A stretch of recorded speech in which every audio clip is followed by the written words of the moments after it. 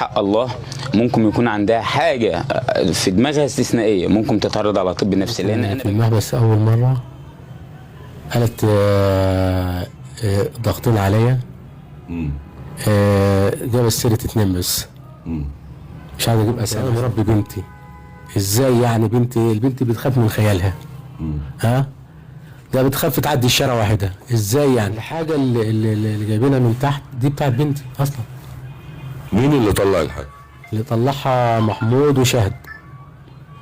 محمود وشهد اللي طلعوا الحاجه فوق؟ اللي هو الساعه 12 بالليل او 1 بالليل.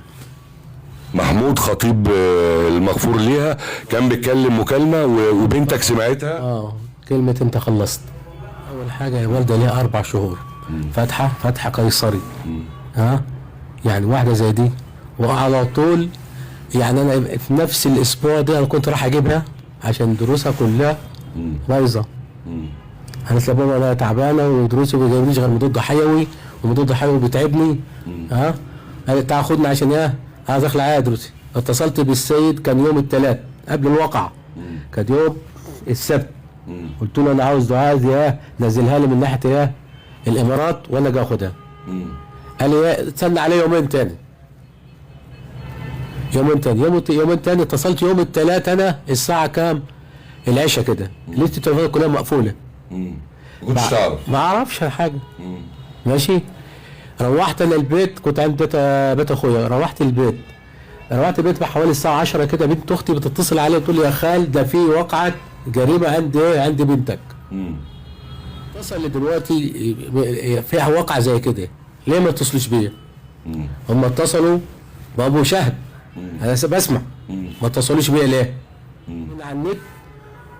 بعد ما بنت اختي قالت لي، بعدها بنص ساعه جاني ظابط قال لي تعالى يا حاج هات الحاجه اللي معاك تاخد البنت عشان لا الكبيره. رحت جبتها منين؟ خدت تاكس، قعدت في القسم حوالي 3 ساعات. خدت تاكسي من هناك الساعه 3 بالليل، رحت جبت البيت وجيت.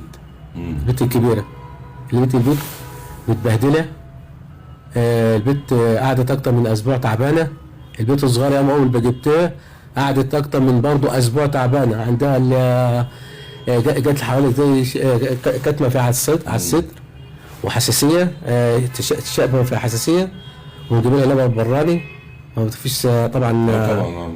محمود ابني قال له لا احنا عايزين نجيب محامي، ها؟ وسيبك من المحامي اللي عندك.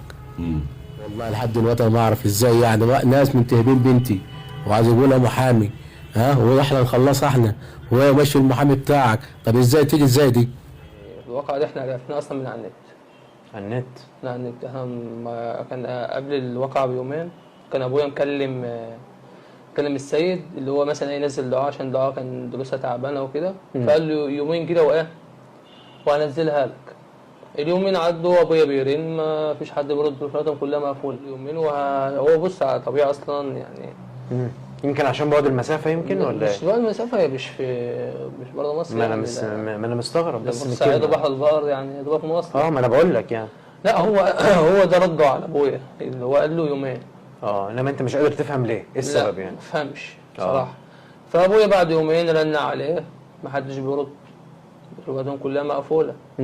الدليل على كده يعني ابو فاطمه عرف واحمد تاج عرف وابويا ما عرفش. مين احمد تاج؟ ابو شهد اسمه احمد تاج. ما عرفش يعني. ابويا ما عرفش الواقعه دي اصلا يعني. هم بالدليل على كده في حد رن على ابو فاطمه او ممكن احمد اللي رن على ابو فاطمه وفي حد رن على احمد ويقول له مثلا حصل كذا. اللي هو طب ليه؟ طب ما دعاء دي برضك لها اب ولها اهل صح؟ مش معاكم في القريه، ليه ما رنتوش على ابو دعاء؟ ما دعاء معاكم ما رنوش على ابويا.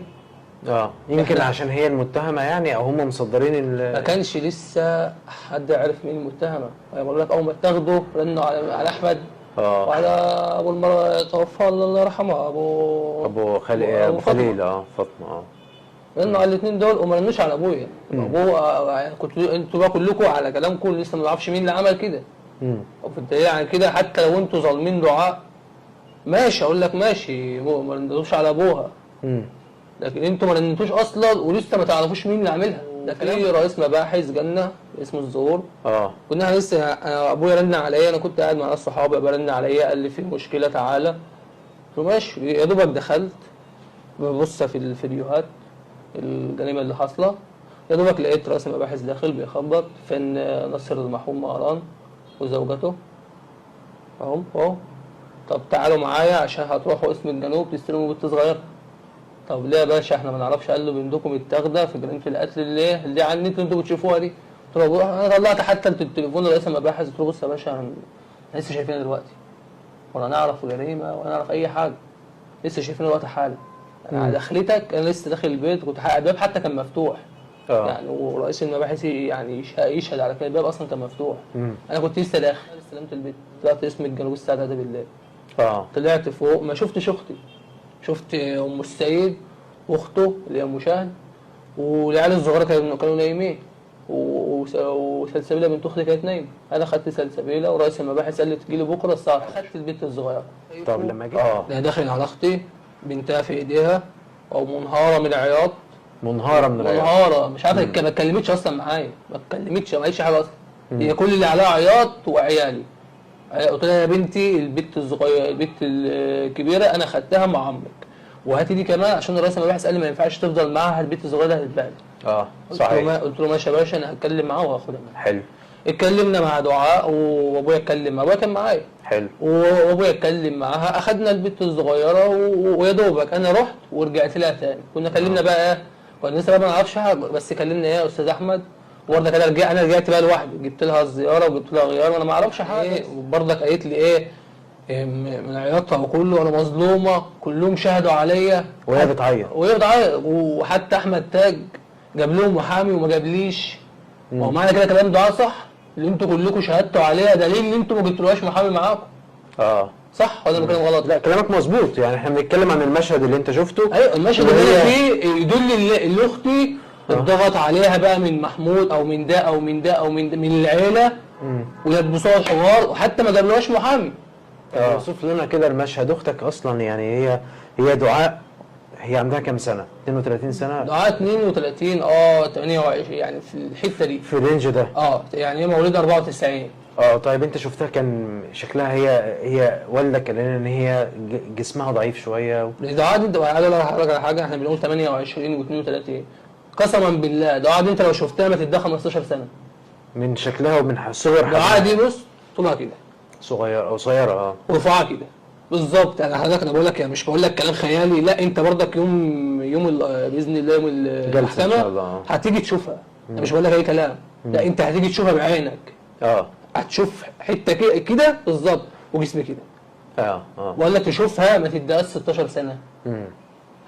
ما شاء الله انا شفت فاطمه في الصور، ما شفتهاش على الطبيعه بصراحه، ما حد ما شفتها ولا اتقابلت معاها. شفتها في الصور ما شاء الله مليانه، يعني مش دي اللي مثلا زي ما بيقولوا زقتها زي مش عارف ايه الكلام ده كله، مش دي اللي تعمل كل الكلام دوت. حتى مفيش عصب اللي هي تعمل كده اصلا او كل حاجه. كنا بنروح عادي يعني في بدايه جواز دعاء كنا بنروح عادي نفطر عندهم، يفطر عندنا كده عادي.